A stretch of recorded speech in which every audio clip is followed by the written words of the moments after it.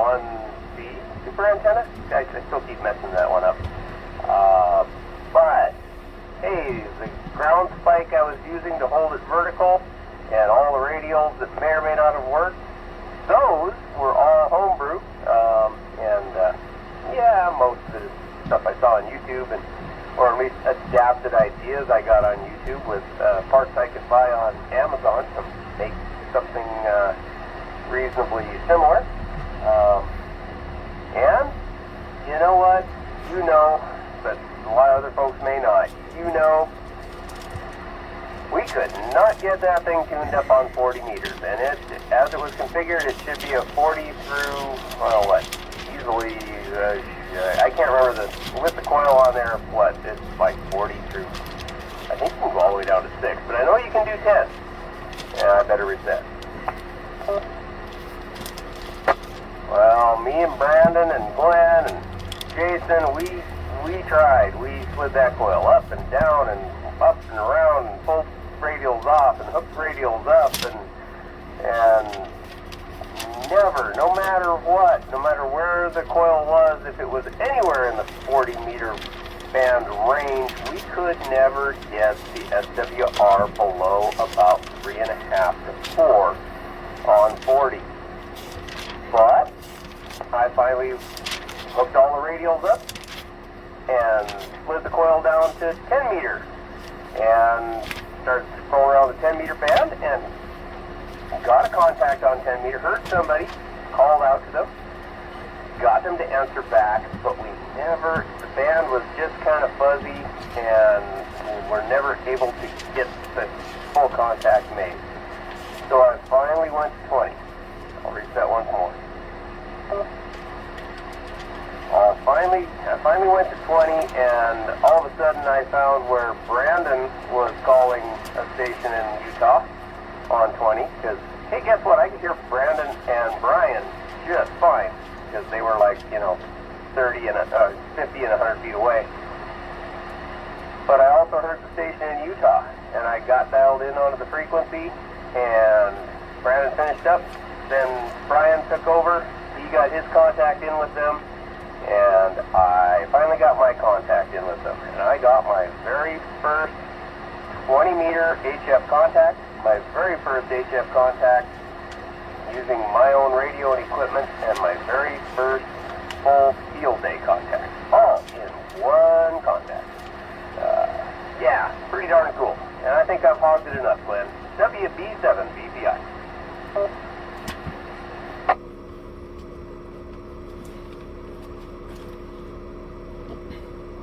Well, you're 100% right. I forgot all about the spike in the radials, and I did not realize that you guys hadn't got that thing tuned on 40.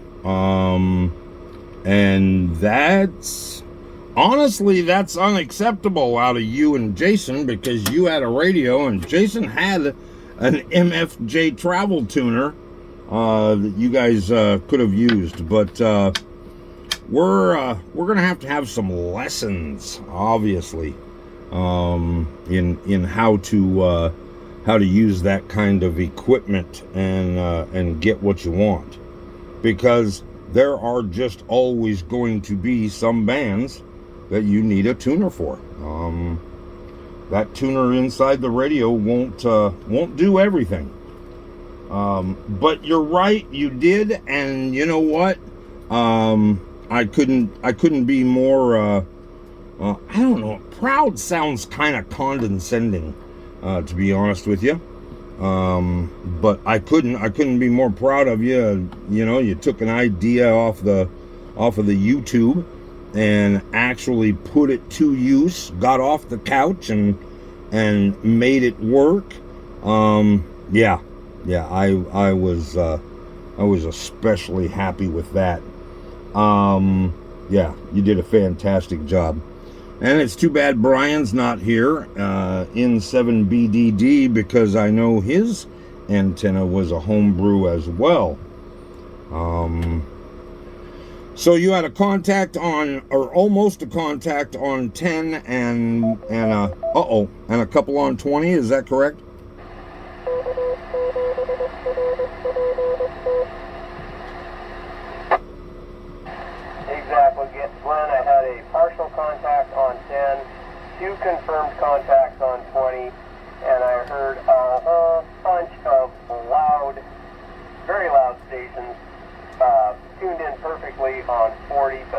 CWR wasn't right.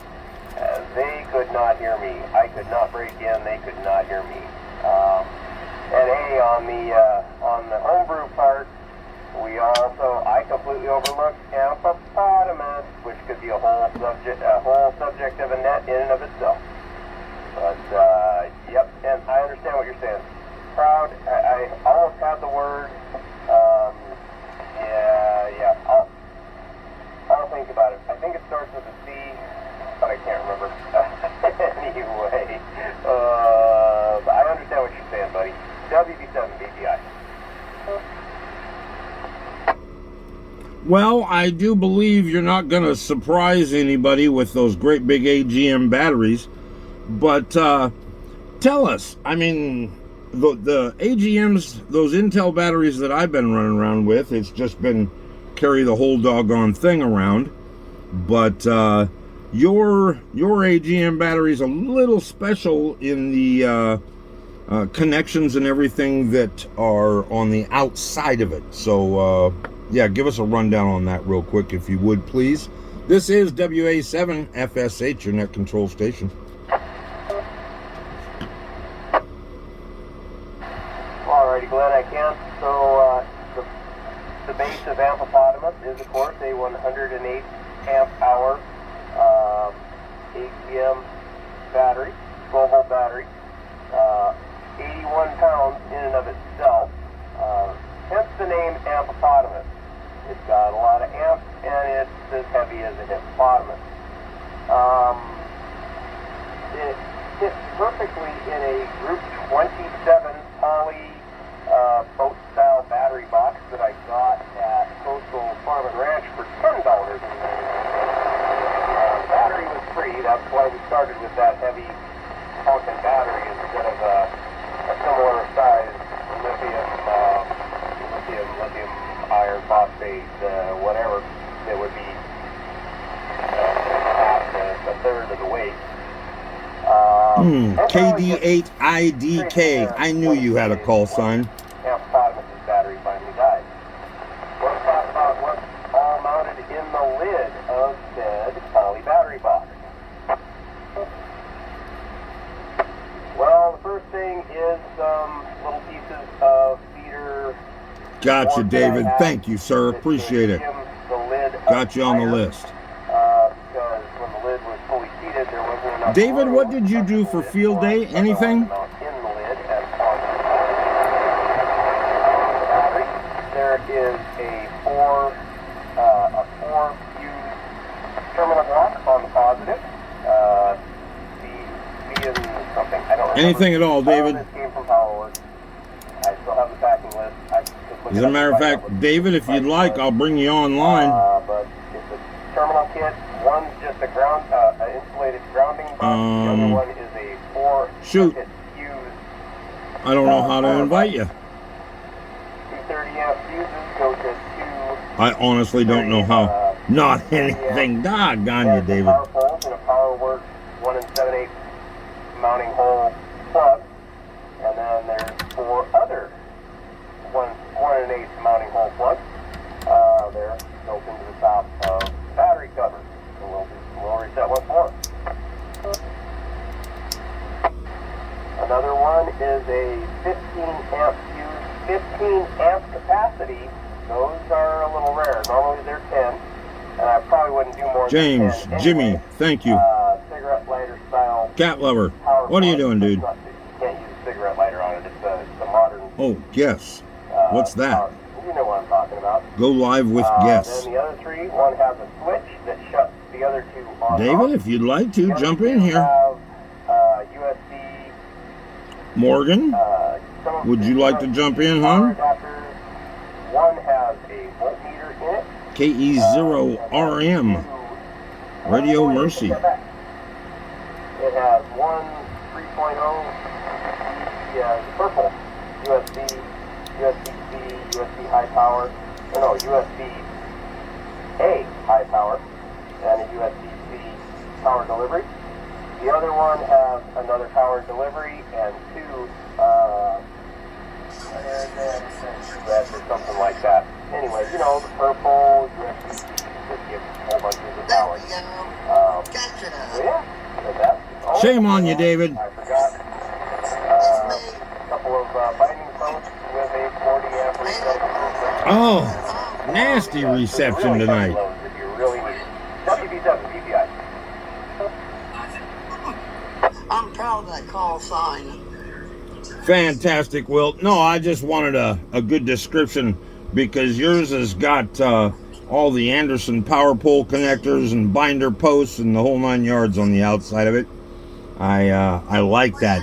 Now you just need to put the doggone thing on wheels there, Roger, Roger.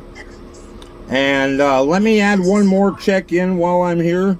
Kilo Delta 8, India Delta Kilo, David joins us from TikTok Live.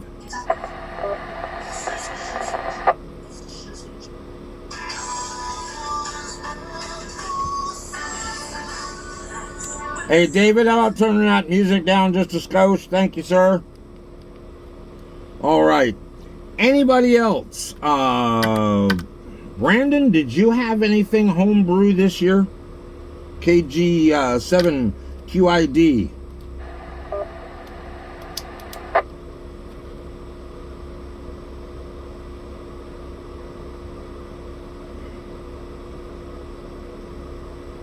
And Brandon's not there.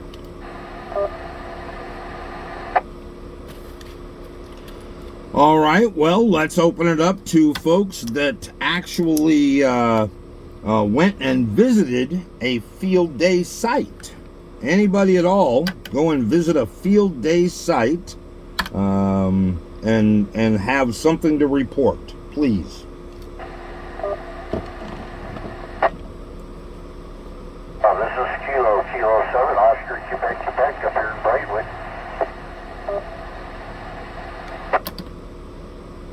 You bet, Ted. KK7OQQ. Go ahead, sir. I'm on my handheld. I decided to get some exercise in the great outdoors while I listen to the Outdoors Net. It's really nice up here. Anyhow, I cheated. I went out and bought some IPA for field day. All kidding aside. No, I went up to Large Mountain with the Hoodview Amateur Radio Club, and Vajaya had a vertical and all his purple gear and HF, and he said it was so noisy, and they gave him some kind of a filter that even made it noisier. He didn't even make any contacts, I felt for him, but the other people on the hex beams, they were doing real good, especially this blind girl that's on CW, and she just wrecks in contacts. But I just observed and visited with people, but it was a fun time. Back to you, Glenn. KK7OQQ. So, Ted, what was the furthest contact that you saw or heard made? I was with Vajaya most of the time, and I just kind of, I didn't spend any time inside the trailers. I let everybody do that. But the next day, in the morning on a Sunday, I got out to San Francisco and San Diego, a couple Arizona, and West Texas. So, yeah, that was fun.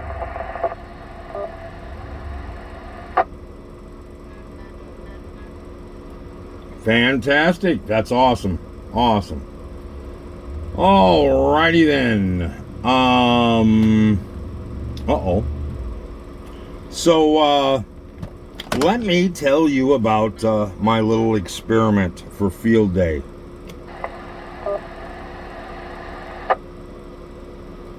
Actually, let's go ahead and pause the net and do our bottom of the hour break before I get started. This is the Outdoors Net, and we are pausing the net to allow any non-net stations needing to make a call to go ahead and do so. If you would like to make a call, not pertaining to the business of this net, please come now.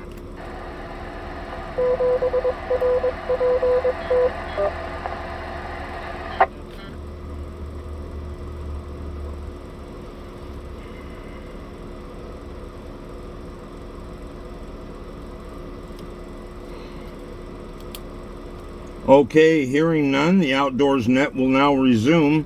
This is WA7FSH, your net control and host for this evening's edition of the Outdoors Net. Let's do another round of check-ins. Any station, any location that would like to check into the net tonight, please come now. Kilo 7, Tango Papa Mike, KK7 TPM. 6, Delta Hotel Romeo. Mike, I'm actually in Longview right now at my job at the Dollar Tree. And when I was home over the weekend from work, I had all my radios and all the calling channels, and I heard one person, and that was it. Field day was a bust over where I was. Talk to you later.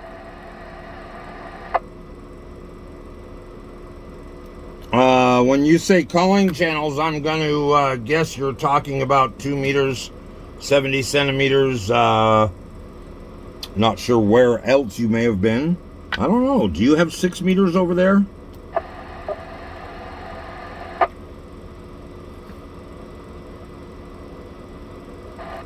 I had my radio on the 2-meter calling frequency. I had the other radio on the 6-meter calling frequency.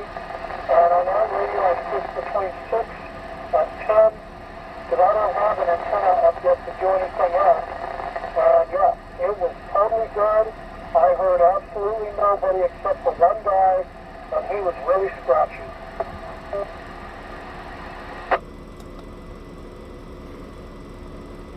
All right, appreciate it, Mike. Well, man, we're gonna need you next year. We are going to need you. So, this is WA7FSH. Let me go ahead and tell you about my shenanigans. So, as you all know, for Field Day 2023, I built an 80-meter full-wave loop antenna and deployed it horizontally in a square. And it worked like a champ. And then I hauled it around for the last 2 years to the beach and every place else I went and put it up and had a fantastic time. So this year, the idea was to take said antenna and modify it so that it, thank you, Torbell. So that I could deploy it vertically in a delta configuration. That being a triangle for those of you that are not sure. My good friend Jason over there, KK7ZSH, found a balloon, a weather balloon, 72 inches is what they said, and I'll agree with Jason in that was in circumference, not in diameter. But yeah, so we had this great big antenna, and of course I had the antenna originally built out of 14 gauge wire.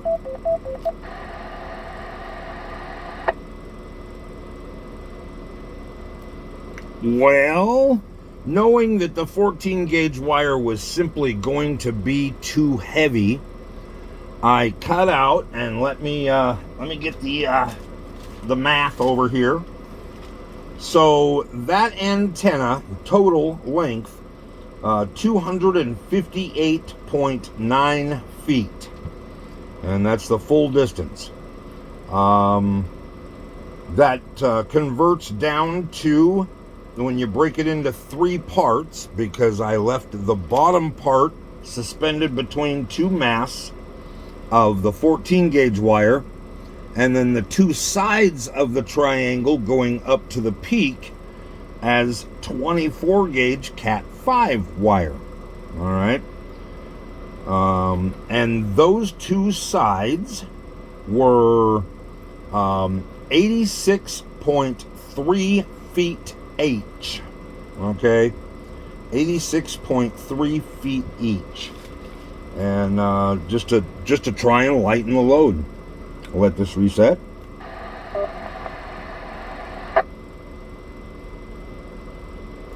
And I'm going to tell you right now that the biggest pain in the tush of that entire build was taking the Cat 5 wire. And, who sent that to me? Was it W07X? Maybe Joe? Anyway, somebody sent that to me.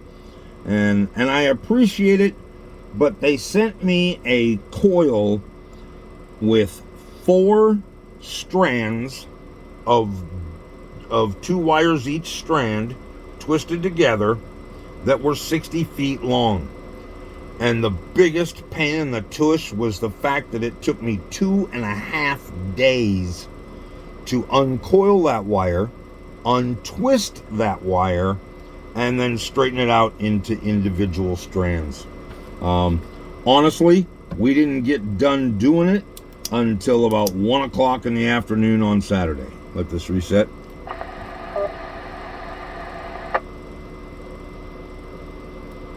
But then we went ahead and put the pieces and parts together. We attached, basically ran the insulators and attached it to the mass while it was still 14 gauge wire. And then from there we used some, they look like crimp-on connectors, but you heat them up and the solder in them melts, and they've got some wannabe shrink tubing on them. Not sure what those are called, but Wilt and Jason both swore by them. So we took those and attached that 14 gauge wire to the 24 gauge wire, and then ran the 24 gauge wire up to the balloon, back down to the other side.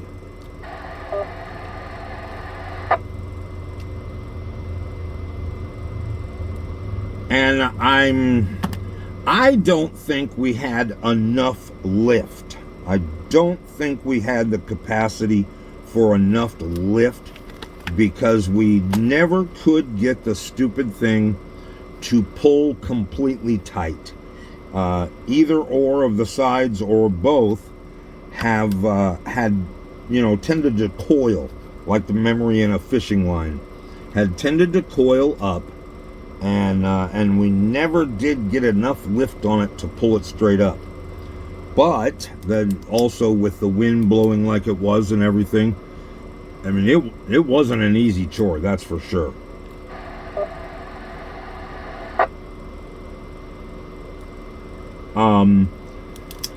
So we got it up in the air, and we got it up there enough, and then I ran a piece of coax over to the tailgate of Wilt's truck and attached my dirty choke to it, and then straight into the IC706, and tuned it to 40 meters and hit the tune button on the radio, and prang, flat as can be.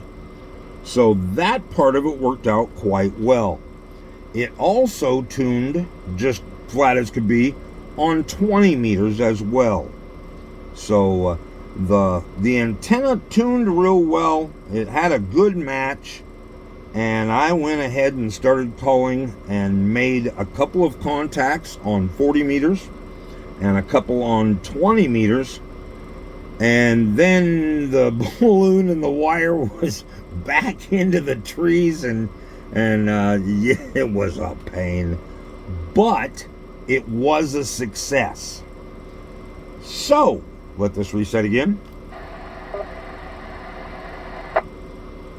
This is WA7FSH, your net control and host for this evening's edition of the Outdoors Net. So we got that great big balloon up there in the air, and there are, let's see, there's Wilt, myself, Jason, Brian at some points, Brandon at some points, and my new hero, K6BRR, Dana. Dana was there, showed up. He was actually there before we got there. He helped out with everything from thawing out hamburger in his microwave and to helping me string that wire. Just absolutely fantastic. Just loved it. In for, oh, there he is. Shoot, I lost you. In for DME, Paul, you welcome. Another check-in for us there.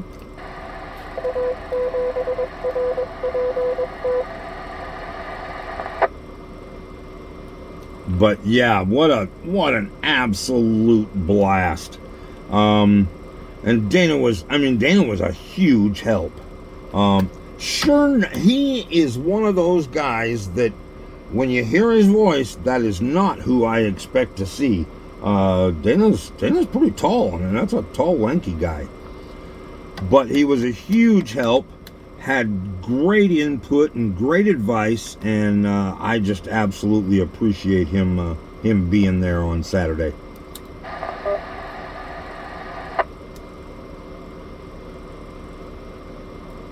Anyway, my neighbor, Jericho, not an amateur radio operator, came down and cooked for us. We had some burgers, some homemade potato salad, and Marlis, I'm going to tell you right now, you better look out. I'm coming for you.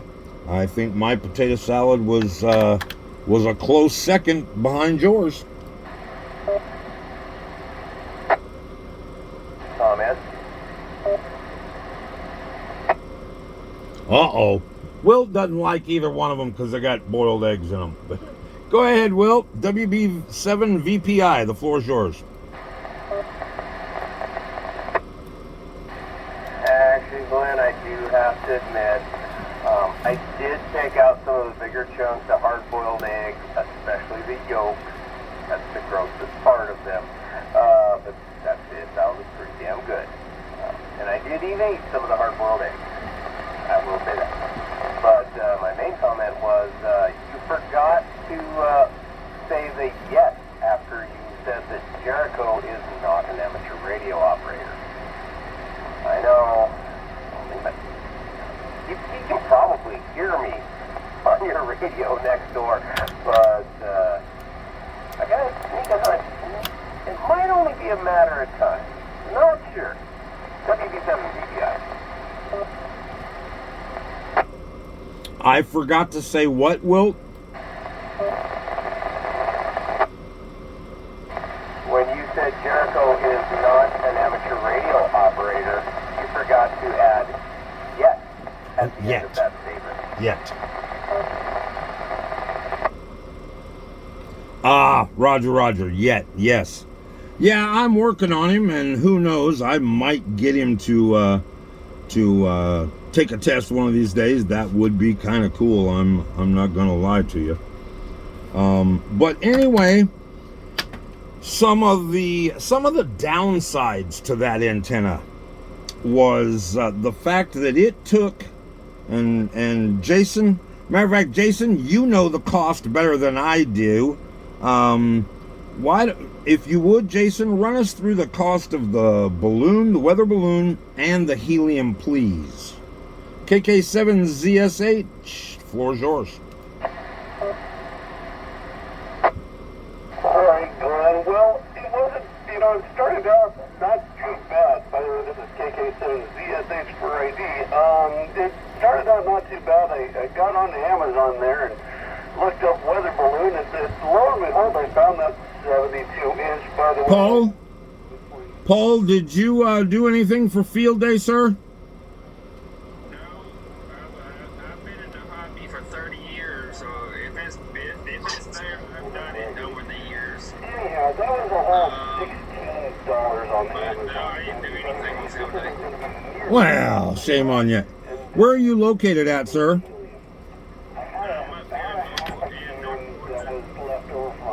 In North where? Oh, in Georgia. All right.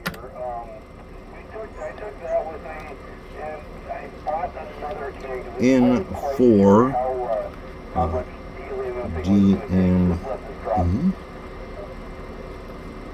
Paul from Georgia. How much helium that thing was going to take, so I said, I did a bunch of calculations. I looked at this, looked at that. And it's like, Well, are you a member of Aries down there, or do you still are you still active in the hobby? Yeah, I'm still active. I've been in that part of Aries. I've been in Oxcom.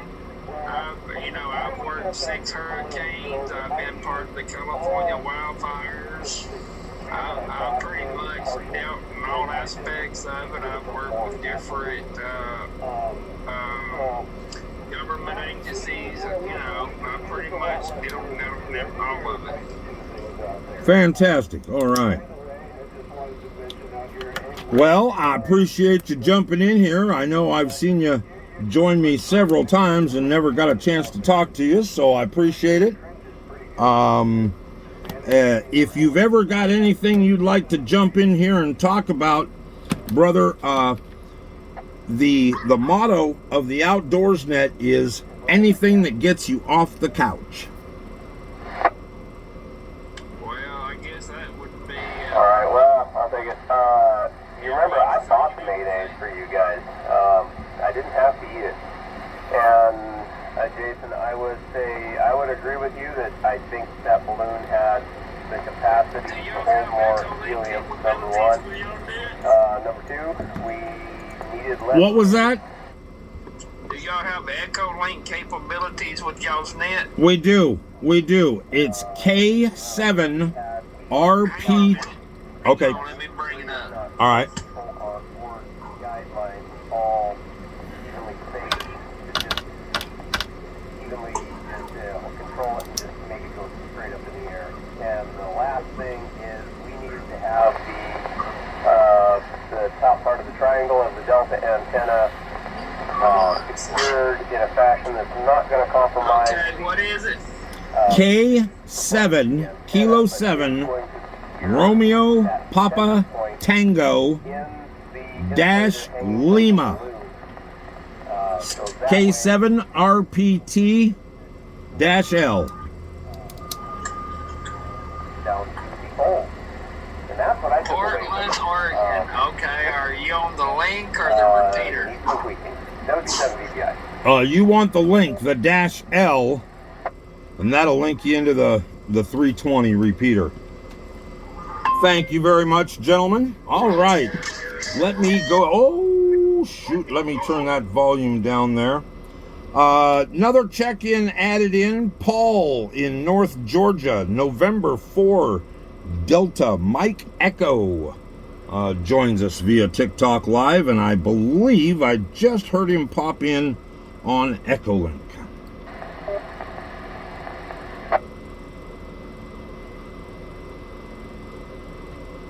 Paul, are you there, sir?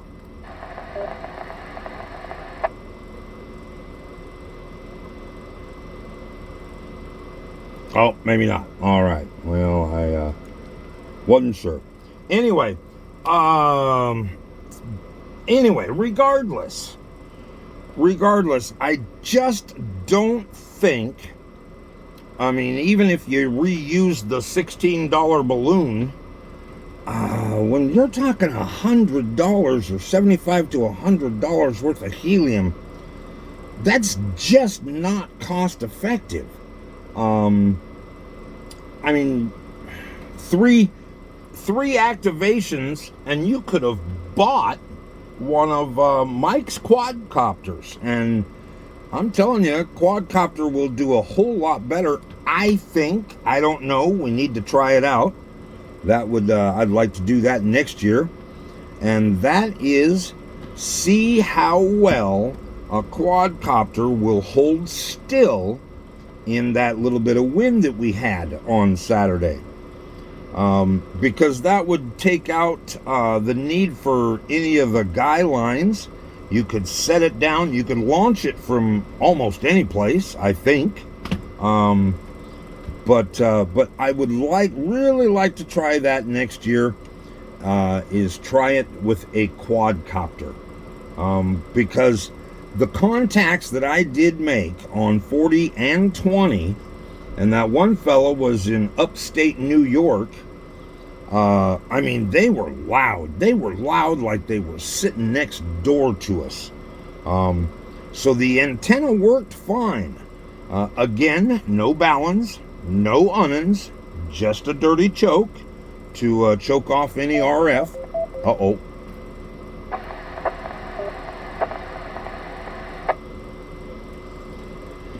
You know, but no balance or unnons to eat up any of the power. So, I mean, it was just crystal clear. It was a fantastic antenna. I really enjoyed using it.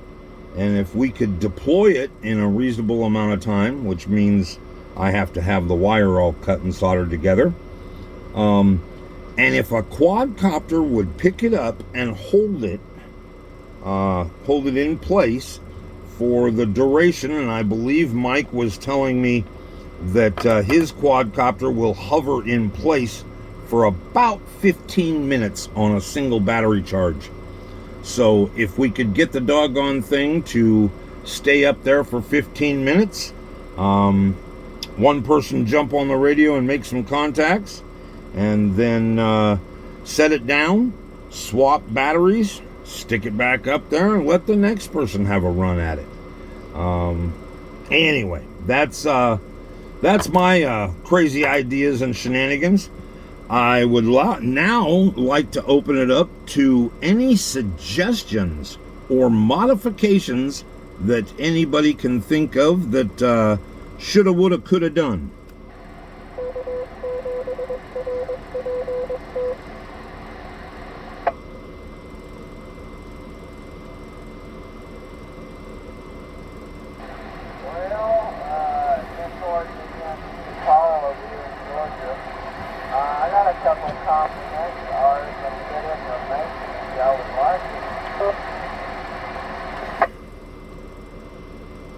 All right, Paul, in for DME, need you to scoot up a little closer to the microphone on that thing. But yes, please, go ahead with your comments, sir.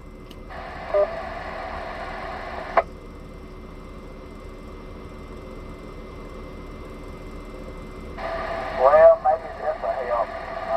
I just picked up the camera, microphone, whatever you want to call it here, and talking into it. But first of all, I've been in the hobby for roughly 30 years, give or take. And I pretty much, if it's been known to a ham, you know, I've done it at some point in time. I've made antennas, built antennas. Pretty much every antenna I've got, I've built it or inherited from some other source. But anyway, going back to the endeavor y'all talking about, as far as the balloons, the weather balloons, from my knowledge and past experience, if you approach any National Weather Service office as a club, or really even as a ham for that matter, 9 times out of 10 they will give you a weather balloon to experiment with, whatever that endeavor may be. And let me let the machine burp here.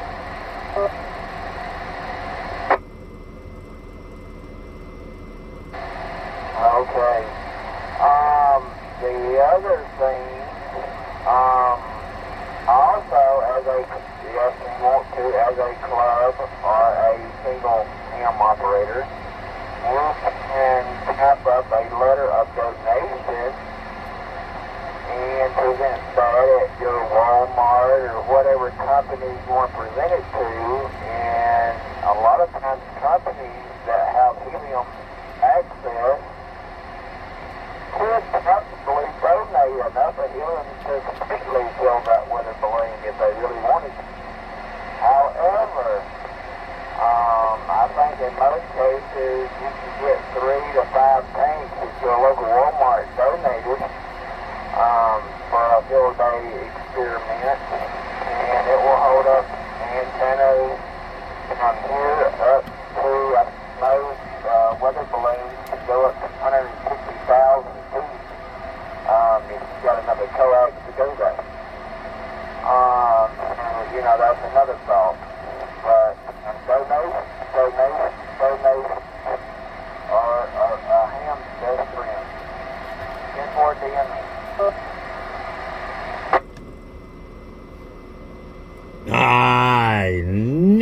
even thought of that.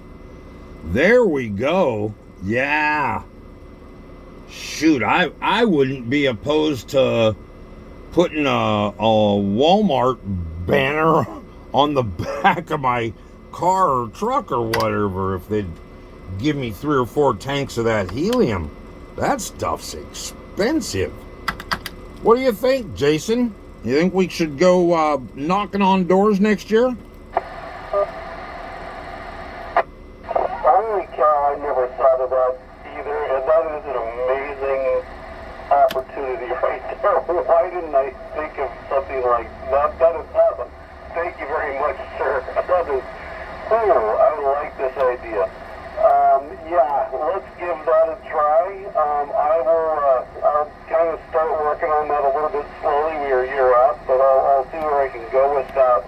And I have a little project I'm going to do, at least for next year. I might need a little help with radio-wise, but we'll wait until we come to that part of the night. If we get to that part of the night, I have an idea for me next year. KK7ZSH. Yeah, I agree. That is, oh man.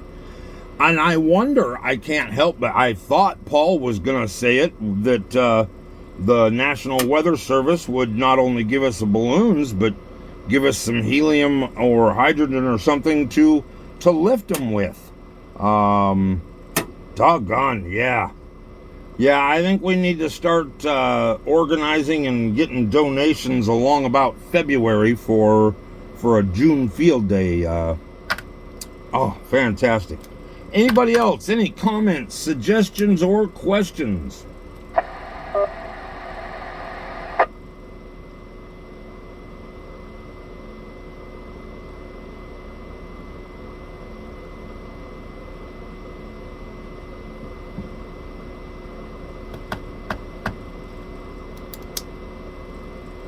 Well, hearing none, I'm going to open it up for one last round of comments or check-ins.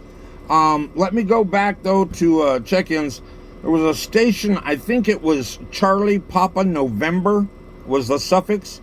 Is that station still on frequency, and can you come again with your call sign?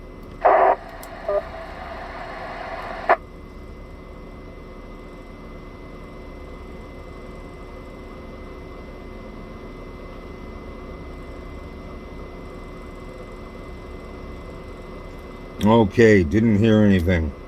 Alrighty, well, last chance, comments, questions, anything that got you off the couch or anything that you saw that you would like to talk about. I will mention this, that a weather balloon is a great attractant. When you've got something like that going up in the air, you've almost got to have a public relations officer down there on the ground, because we had parents and kids alike coming over wanting to know what we were doing and how we were doing that. We had guys playing through on the disc golf course wanting to know what we were doing. Oh, there was one more amateur operator there. KG7IRB Mike up in Vernonia stopped by, and I want to give him a shout out, give him the recognition for stopping by.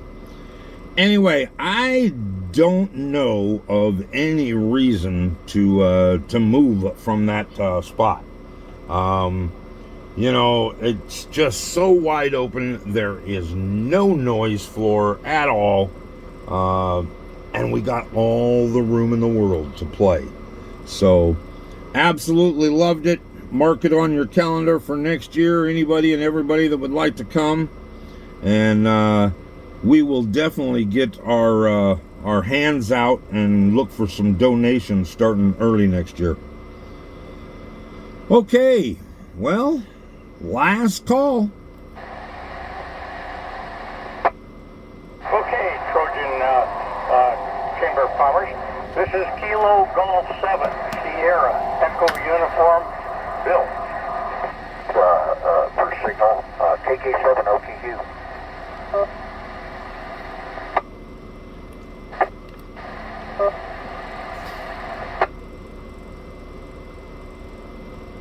KG7SEU Bill, got you on the list, sir. And Ted, KK7OQQ, go ahead.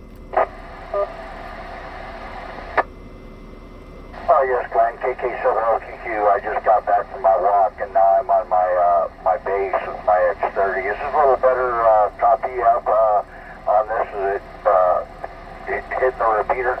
KK7OQQ. Oh, just a little. Yeah. yeah, no, it sounds fantastic, Ted. All right. Well, that brings us to 9:11 p.m. local time. We're going to go ahead and close it down, folks. This is WA7FSH closing the Outdoors Net for this July 3rd edition. This net is brought to you and supported by the Amateur Radio Relay Group Incorporated. If you would like to learn more about supporting this repeater group, please visit arrg.org. I'd like to thank all stations that participated this evening, as well as those who stood by to give us a clear operating frequency. And doggone, we had a lot of fun out there, a lot of good fellowship. Remember, folks, the next big event for our area here is going to be the last Saturday of September.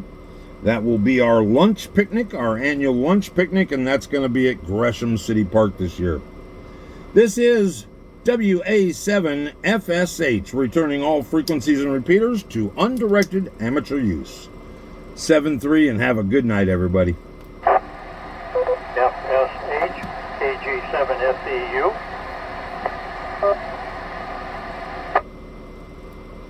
Go ahead, Bill.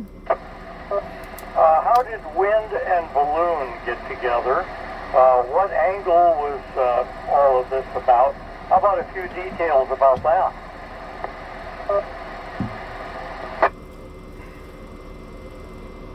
Well, the wind wasn't that bad. See, and I differ from Wilt and Jason. I just don't think we had enough lift on it. But had we moved a little further out from the trees, and I want to say that our initial launch point for the balloon was completely opposite where we should have been.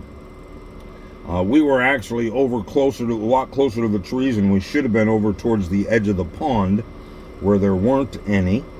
But the wind wasn't that bad.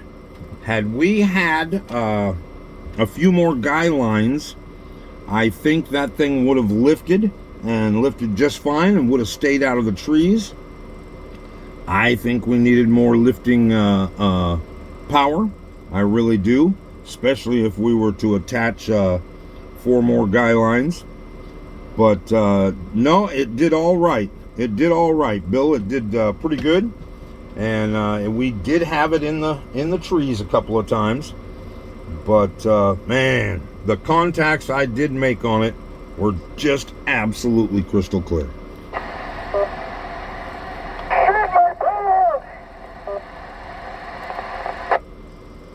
Okay, Glenn, good report. And sounds like a cute idea was implemented.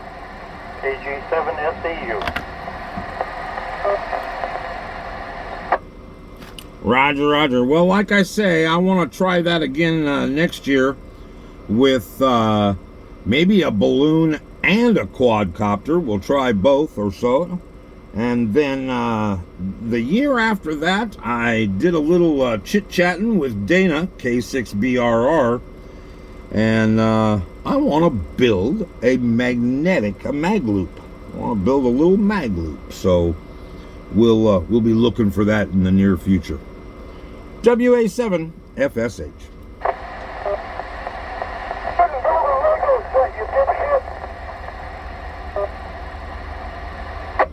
Yeah, I noticed I didn't hear you key up during field day. How come that was? Did I have a big radio too close to your backyard? Imagine that. WA7 FSH. Your person was in your backyard.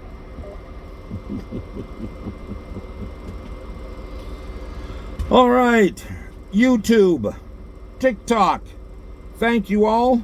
Appreciate it. Appreciate you joining me tonight. Thank you for the gifts. Magdalene, was it Magdalene or somebody? I think it was Magdalene. Helped me complete that live by buying me some pretty little gifts, and I believe joined my fan club. That's the first person that's joined my fan club, and I appreciate that, hon. I really do. All right, folks. Well, I'll bore you with some relationship chat over the next few days. Remember, if you see me go live, only Thursday nights are the Outdoors Net, or the Geek Net. The rest of it, I feel compelled to help people not make the same mistakes I did. And let me tell you, I know a lot about relationships, because Lord knows I torpedoed 2 marriages. So we'll catch you later on down the log. Have a fantastic evening, everybody.